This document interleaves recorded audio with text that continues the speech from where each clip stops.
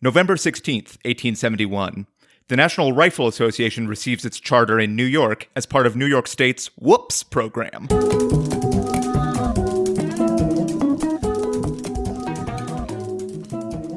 Welcome to The Revisionists. I'm Brian Flynn. I'm Zach Powers. And we have a very, very special guest for y'all. The co-host, along with Julia Claire, of Reply Guys, which is just a tremendous podcast. Please welcome the very funny Kate Willett. Thank you so much for having me. Of course. Thank you for being here. Just so we get this out of the way up top, because you might have to head out early, do you want to talk about Reply Guys real quick? Yeah, so Reply Guys is a leftist feminist comedy podcast. I know leftist feminist does not really sound like it would be funny, but we try to make it funny if possible. And yeah, we tend to talk about like the news of the week, and then we do a deep dive on larger issues. We do, things like we've had an expert come on and talk about Medicare for all. We've had the press secretary of the Bernie Sanders campaign. We have had someone just come on and sort of talk about how to organize a union in your workplace. So really anything related to politics from a leftist perspective, and also just some straight up feminist stuff as well. And we try to make it funny and accessible. You also just had a really good interview with Maria Bamford. That was a lot of fun. I love Maria. Yeah. Sometimes we just interview comedians. We've interviewed Aparna on Cherla. And yeah, we just try to feature, not just women, but a lot of really funny and intelligent women we know, as well as guys we really love as well. So yeah. Hell yeah. So listeners, if you're new to the show, this is a very special episode. It's our 100th episode. And so we're taking a prepare to be disappointed by the 100th episode, inevitably disappointing. Yep, it's so much buildup. That's a reflection on us and not our guest, for reference. We're perpetually disappointing. The guest can only do so much lifting. I'll try my very, very best. Yeah. Oh, thank you. It's truly for the guest like those stories about a mom who has to lift a car off of her crushed child. That is the metaphorical equivalent of being a guest on this show. Okay, let's not play down expectations too much. Jesus. What we typically do, each episode we take a topic from history. One person presents the official version of events, and another person comes up with a crazy batshit alternate history. And the winner gets to become the truth going forward. We are taking a little break from our series, our annual Halloween Spooktacular series. Is our Halloween Spooktacular not concluded? It is fully November, right? It is, actually. Yeah, no, that was done. I'm also, listeners, sick, which would not be a revisionist 100th episode if I was not on some amount of Dayquil. You're sick roughly 78% of the time? It's true. I have what doctors call a shitty body. Yeah. That's always fighting me. So we're talking about a very special topic this time. A topic I've been wanting to do since the show started. And that's Emperor Norton, San Francisco legend, I guess, and the subject of one of my favorite one-off issues of Sandman. It's true. There you go. Also inspiration for, the character of King in Huckleberry Finn, I believe, right? Yes. Yeah, something like that. But Zach, you will be doing the alternate history. I certainly hope so, yes. Kate, you're actually from the San Francisco area, right? I remember you saying. Well, I grew up in LA, but I lived in the Bay Area for 13 years. Oh, okay. And Emperor Norton is definitely a character that is very present in the city of San Francisco. Okay, because I was wondering about that. I didn't know how much he was like still sort of like a cult figure. He is definitely still a cult figure. Which is nice because he generally seems like an okay person for the most part. Yeah. Which is nice when that happens, and also very hard to talk about on the podcast a little bit. In Denver, it was like Alfred Packer, and now I'm in Chicago, and it's either a corrupt mayor or John Wayne Gacy. It's just not, generally not pleasant people. Oh, I didn't realize that John Wayne Gacy was a Denver guy. Oh, no. That's I'm in Chicago now. And John Oh, Wayne, gotcha. yeah. I was like trying to imagine like a Denver version of John Wayne Gacy, just like a very outdoor John Wayne Gacy. Yeah, flannel Wayne Gacy. Yeah. Yeah, exactly. I guess the Denver John Wayne Gacy might be, I don't know, Ted Bundy a little bit. He was kind of a nomad, really. He had no home but murder, I guess. Jesus. It's a little too poetic for Ted Bundy. But certainly Ted Bundy is famous in Denver and Colorado for, I think, twice escaping for Colorado police. Like once in the mountains and once from Denver, he escaped completely and fled. So good track record, Denver PD. I mean, that and for other reasons, Denver PD should be ashamed of themselves.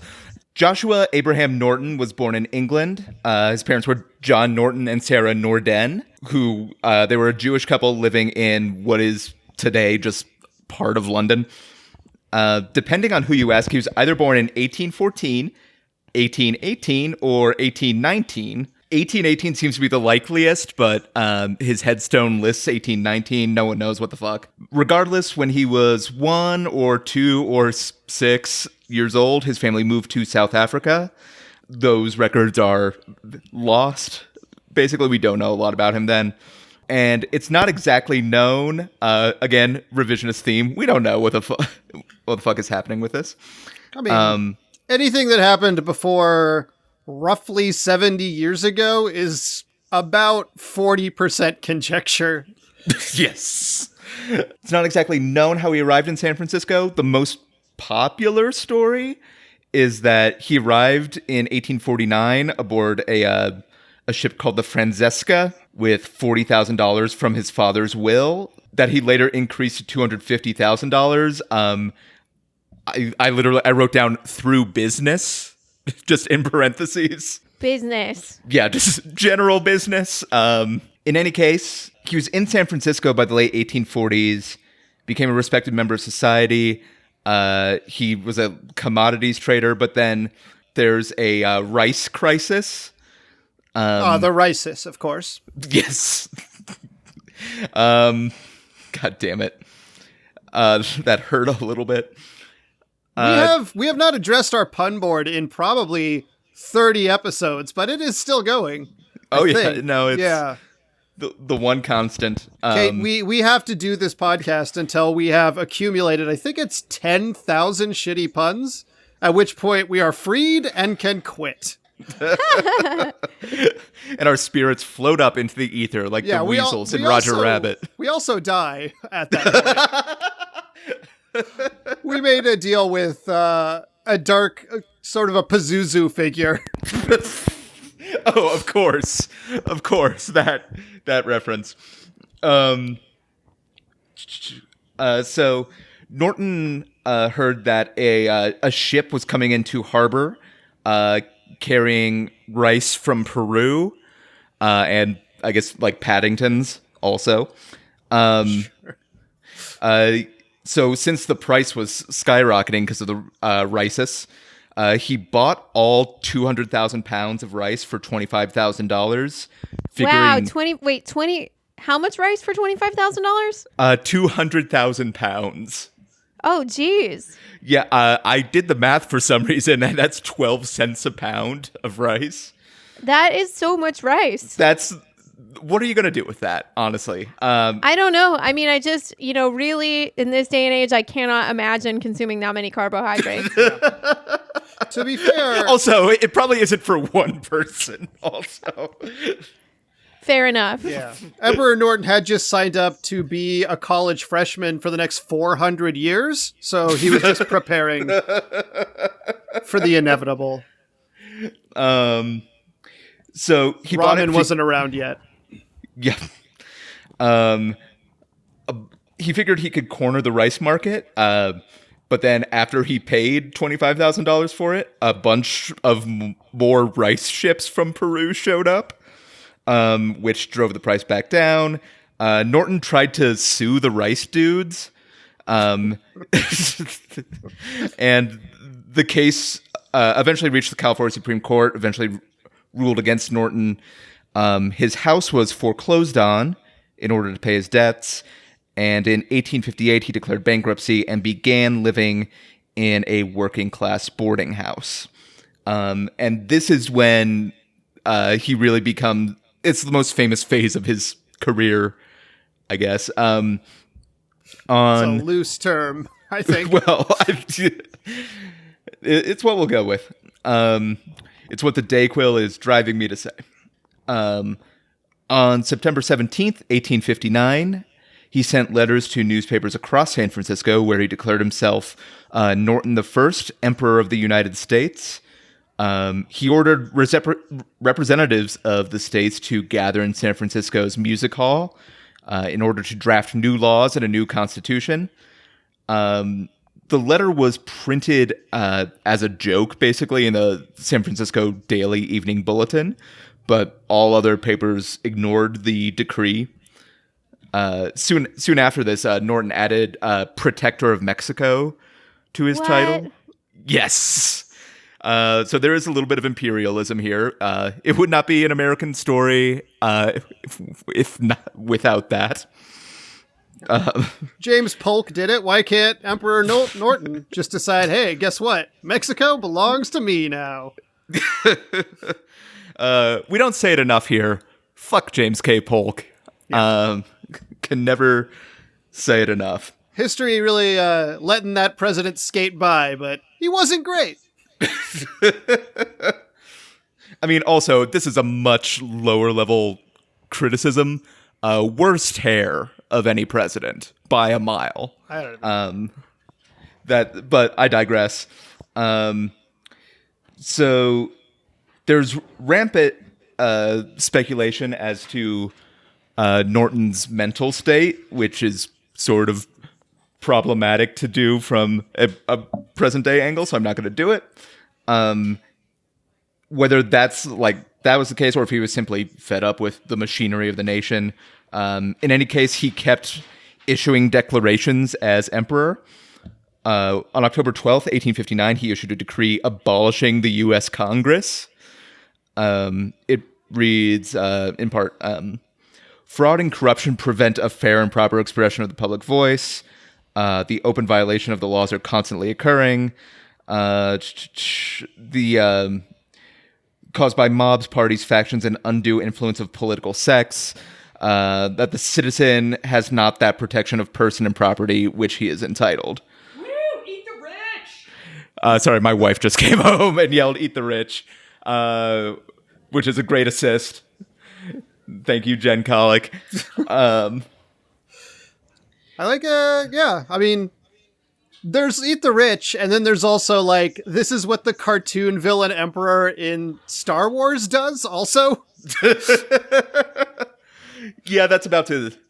we're about to hit that point. Since Congress did not disband themselves, he issued an order ordering the U.S. Army to depose Congress. In 1869, he would go on to abolish both the Republican and Democratic parties. This one I fuck with. In December of that year, he ordered Governor Wise of Virginia removed for executing John Brown for conducting the raid on Harper's Ferry, and Norton appointed future Vice President Breckinridge to replace him. To be honest, he's kind of just like someone on this podcast who is writing the alternate history. That is like bit, yeah. His personal life. Yeah, that's his whole thing. He had other sorts of declarations. He made it a misdemeanor to use the word Frisco, with one warning. He forbade conflict between religions, ordered the formation of a League of Nations. One of his most famous decrees was to order the construction of a bridge between San Francisco and Oakland, which in 1936 the Bay Bridge opened, just coincidentally, but that was like his thing.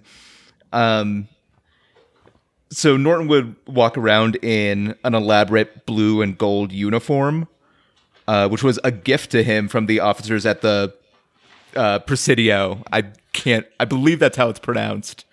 Yeah, it's a Presidio. Oh, hell yeah, I got it. I wrote down he also had several elaborate hats I did not expand on that. I wrote this a few weeks ago, so I'm making discoveries all along the way. Yeah, he was also, from what I understand, friends with two dogs who were famous for catching rats, named Bummer and Lazarus. Yes. Which is pretty dope. Yeah.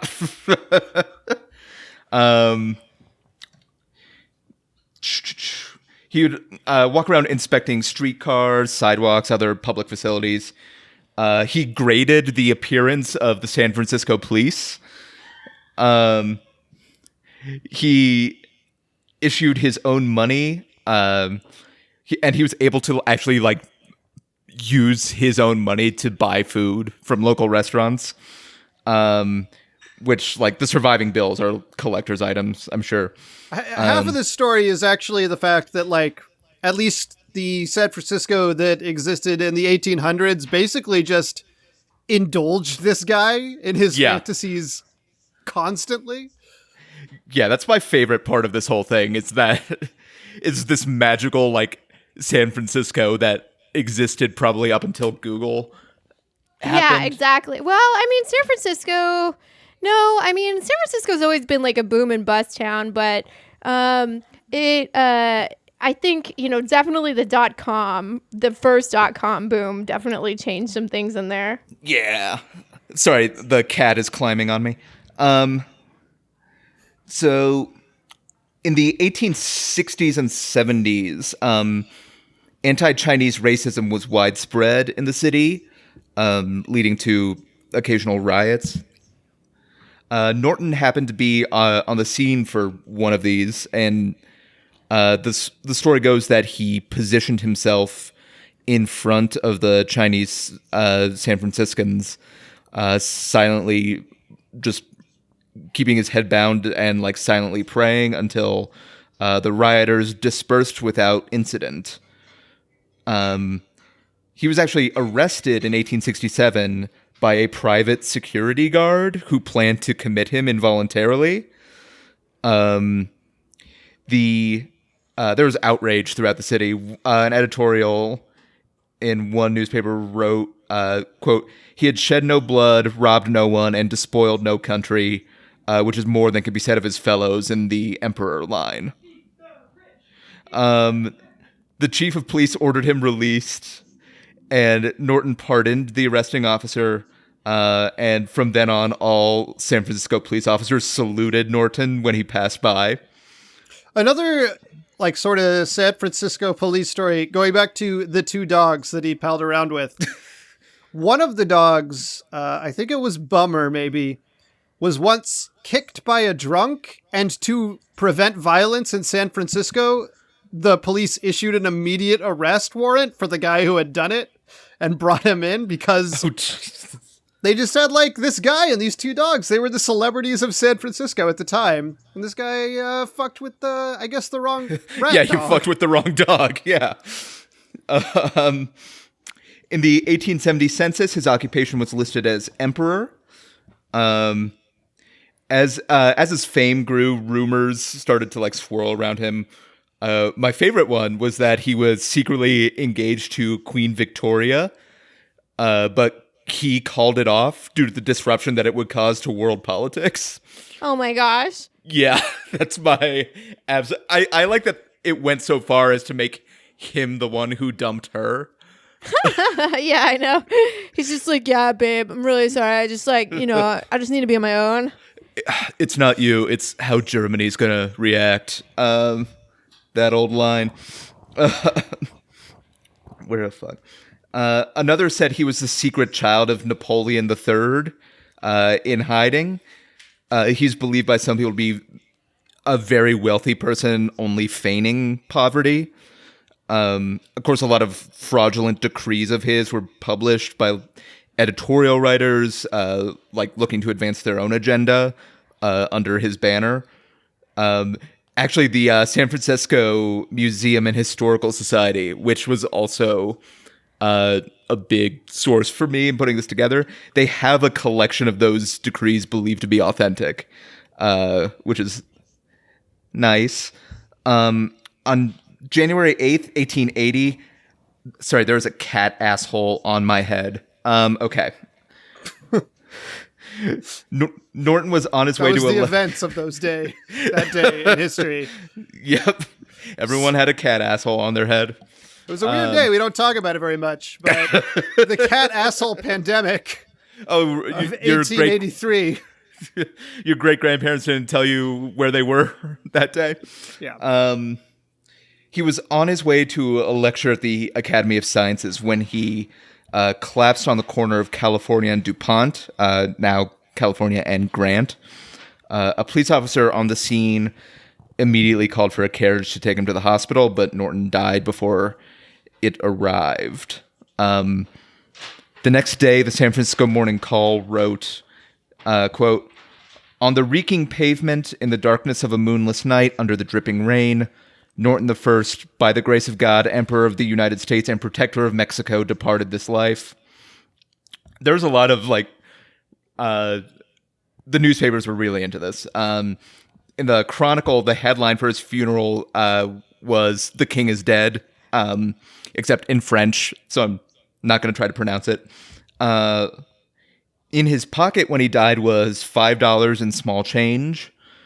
A search of his boarding house found a single gold sovereign worth $2.50, a collection of hats, a stack of imperial bonds that he would sell to tourists, and fake telegrams from Tsar Alexander II congratulating him on his engagement to Queen Victoria. His funeral was originally going to be a pauper's funeral, simple redwood coffin.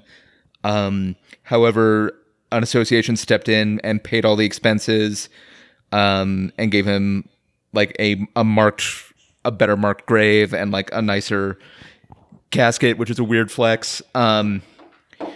On January 10th, 1880, Norton was buried in the Masonic Cemetery at the city's expense. An estimated 10,000 people attended his funeral.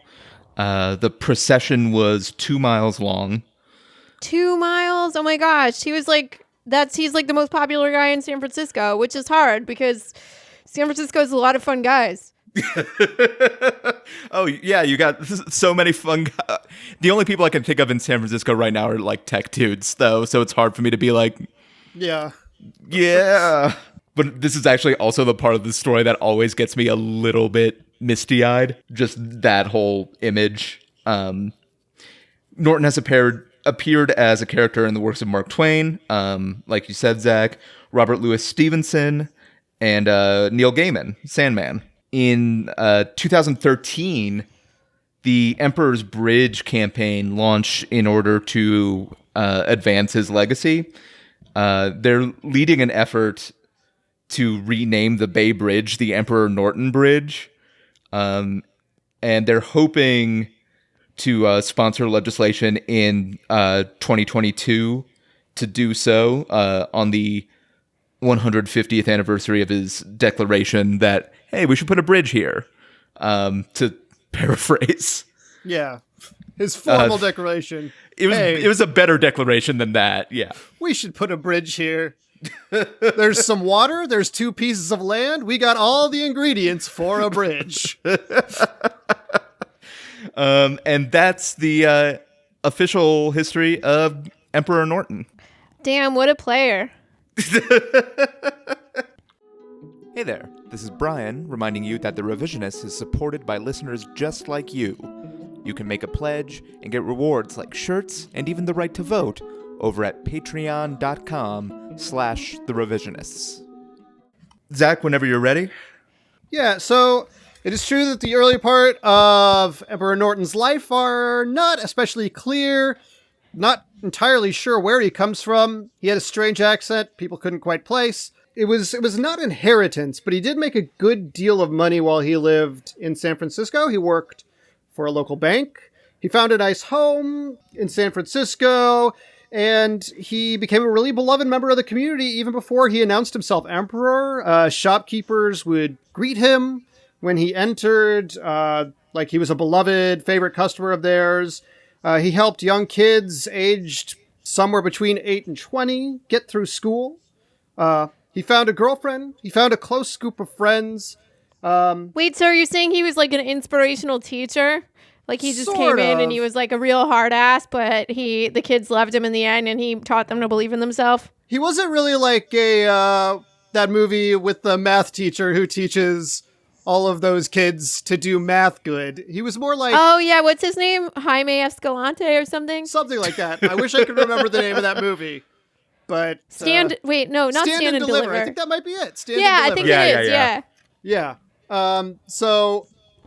But he wasn't that. He mostly just like financially helped them and gave them very general life advice. Maybe helped them realize they were in love with people, things like that.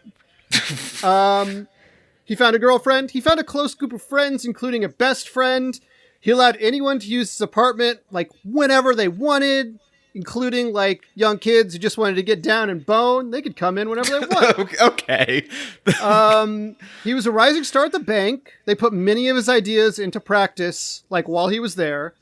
And he would finish his days by tossing the old pigskin with his friends. But, his girlfriend started to become discontent with him. I already don't believe this because no one in San Francisco plays football. I'm sorry. I think you'll find a few exceptions, famous exceptions, possibly. There's no exceptions. None. Joe Montana. He didn't play football. They just tossed it around playing catch, more or less. That's a more accurate assessment of what happened. In San Francisco, we actually call it sports ball. Oh, of course. Of course.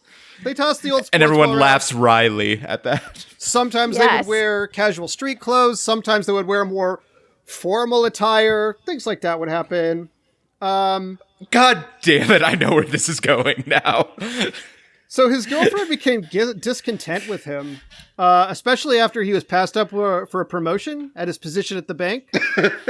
And she decides to proposition a man who is clearly, emphatically, his best friend in the world. And ultimately, he couldn't resist her charm or her beautiful dresses or anything like that. And while navigating a world of drugs and cancer, alcohol abuse, and strange mixed drinks, he became aware of this affair, while also facing false accusations from the girlfriend of abuse and lies about being pregnant. Eventually, this girlfriend starts to tear him apart. Wait, why does this fake history take this weird unfeminist turn? I will say right off the bat, this is the plot of The Room. Oh, yes. San Francisco story. Because I was getting uncomfortable with that too. Classic tale of San Francisco. Based on the true events of the first part of Emperor Norton's life. Tears him apart. He records everything and finds proof. But rather than kill himself, he realizes that he has not been living a tragedy. He has been living in a comedy. And that everyone, we are all clowns. Oh, God fucking damn it. And while dancing on the stairs one day, he realizes the biggest clowns are the clowns in Washington, D.C. Jesus fucking Christ. So he decides... I'm not recording anymore. He decides he's going to become an emperor to take down those clowns in D.C. And they say he was poor, but he also had a studio apartment in San Francisco, so he was probably worth about $20 million. He had a lot of affinity for dogs chasing cars, things like that. There's a vague thematic connection between him and dogs. So he takes on... Yeah, it's not really fleshed out. Yeah, it's kind of weird. It's just mentioned a few times, but, you know. So he takes on Bummer and Lazarus, his very well-named dogs. But he was also a smart guy. He knew a lot of folks in San Francisco were struggling to find homes because they were extraordinarily expensive, or the rich folks liked to pretend to be slightly poorer than they were. So he invests... See also Denver. So he begins to invest in the profitable field of yurts. Oh, well, was he going to go to Burning Man? This is what people do when they live in San Francisco. Yeah, no, absolutely. He becomes a yurt and extravagant camping, monopoly owner. Would you even say glamping? Yeah, he was actually renamed the Glamperer Norton. Glamperer Norton. Yeah. He made deals My tummy hurts. He made deals with the forces of anarchy several times to sow chaos and destroy the power that be in Washington, D.C. And obviously made a lot of money off of his glamping empire. But eventually, as one does, when Norton died, one of the gods of anarchy, disguised as a force of anarchy in his life, his best friend Mark, appears to him. And Norton makes him an offer, and he says, quote, "What have I become, Mark, my best friend? Everyone I know betray me in the end. But you can have it all. My empire of yurts. You will bring me round. You will make me Kurt. And if I could start again, what? 1,000 miles away, I'll recreate myself. I will find a way." Past. Now, this deal was accepted by this god of chaos, and he was resurrected as a series of Kurts. First, Kurt Vonnegut, and then, because Kurt Vonnegut knew time had no meaning, also Kurt Cobain. And he currently lives as Kurt Connors, a.k.a. the Lizard, a.k.a. foe to the Amazing Spider-Man. As for Bummer and Lazarus, they do go to heaven because they are good boys, and they both defy their names in ironic ways by not coming back to life and not being a bummer because they go to heaven. A beautiful, beautiful story. And that's the true story of Emperor Norton, a.k.a. the Lizard, the Amazing Spider-Man's foe. So I guess if we accept the alternate history, we're accepting that Spider-Man exists. Well, yes, you are inherently accepting that Spider-Man is real.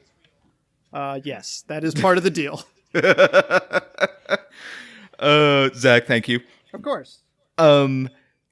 Kate, before you leave, real quick, Reply Guys, again, it's on podcast services all over. And then you're on Netflix on the comedy lineup. I'm on Netflix. I'm on YouTube. You know, wherever comedy is sold. If she is coming to your town, check her out. She's hilarious. Thank you so much, you guys. You guys are the best. This was really fun. Yay. Yeah. Thanks for listening to that absolute drivel I came up with. No, it was very funny. Yeah, the part about him becoming a glamping emperor, I came up with when I woke up at 2 a.m. a couple nights ago. I love it. Hello, everybody. I'm JD Lopez, the host of Left Hand Right Brain. It's a free-flowing, wide-ranging conversation that I have with artists doing interesting and creative things here in Denver and beyond. We talk about their personal stories, break down their creative process, and what motivates them. Spoiler alert, it's mostly spite. We talk about all these things and more while kicking back, cracking wise, and always having a good time. You can find old episodes and everything you need to know at lefthandrightbrainpod.com. So, listeners, Kate had to step away, but before we wrap up, I just want to say you can always leave us a comment or ask us a question at revisionistpodcast.com. I keep threatening to read letters. It's just the timing. Wait, does iTunes still have reviews? Does that thing still exist? I know iTunes got revamped or shut down taken over by the mafia. Yeah, it's all three. Yeah, Apple Podcast reviews are still a thing, still very helpful. So you can do that on your podcast app. Leave whatever review you want. Make it 5 stars, but if the content of the review is you just saying that we're pieces of shit and you hate us, great.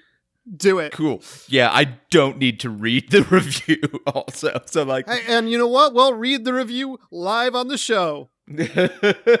Honestly, if someone left that review, I'd be more likely to read it than like the positive reviews we have got. Well, don't diss the people who did the service of No, leaving us not positive dissing. reviews. I'm saying that that's my personality. Yeah.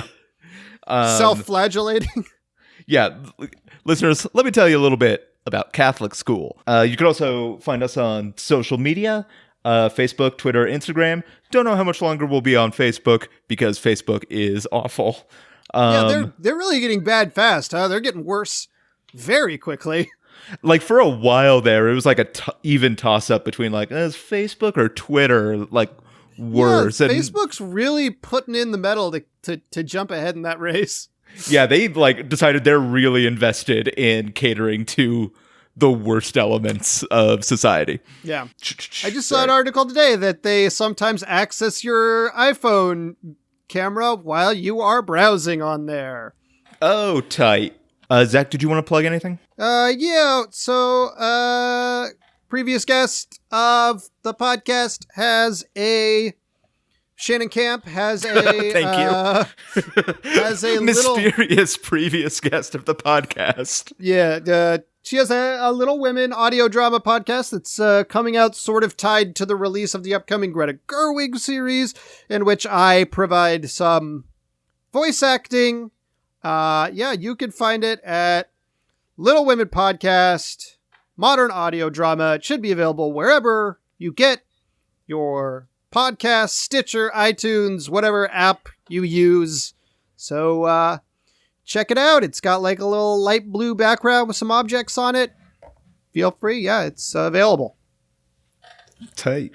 Every Monday, new episodes come out, plus like historical episodes on I want to say Wednesday the non-scripted historical episodes one come out. That sounds right to me. Yeah. But it's a very, very good show. As for me, listeners, I'll just mention you can go to westword.com, WESTWORD, and search for Brian Flynn. Is O the one that's surprising? Yes, because yes. Yeah, I guess so. For some reason, you know what the problem was? I was honestly thinking of the HBO show Westworld. Oh, and not the word westward as in westward ho. Yes. And go to westword.com and search for Brian Flynn, and you can find my writings for Denver's Alt Weekly, which I don't want to plug this one because I don't know if it will be out by the time this episode is out, but I'm been doing some really fun stuff lately that will hopefully be up soon. So check it out. Westward.com. But since there's no one to judge us but ourselves, we're just gonna throw this one straight to the audience vote. Yeah, I guess. I think nothing to be done, but yeah, just give us what you got. Yeah. For the 100th episode, your voice matters slightly more than usual. That's right. It's just like a municipal election. It actually has more of an impact. The California vote that is the guest is not counted for in this electoral college. Yes. I understand that individual people in California are counted for less, even though the state itself is worth more votes. Do not at me about the politics of the electoral college. I have read articles. I studied political science. I get it. I know how it works. We understand the electoral college is crap. Yeah. So if you take nothing else from this episode, we are only saying that our voting mechanism is also crap. Well, ours is direct popular. Well, no, we do have the super delegate. Yeah. system. Yeah. Anyway, Jesus Christ. The rich eat the rich. Jen Colic. Don't know if the mic picked that up. But that'll do it for this episode. Zach, thank you as always. Yeah, thank you. Here's to 100 more. I don't want to commit to that. Yeah, that's a big ask up front. Here's to 3 more. Let's start small. Here's to the rest of 2019. Folks, audience, we're in for another 3. We'll see where it goes from there. But also, audience, thank you for being here and for hopefully enjoying the show. We'll see you next time. Yeah. Have a good time. Have a 100th time. What?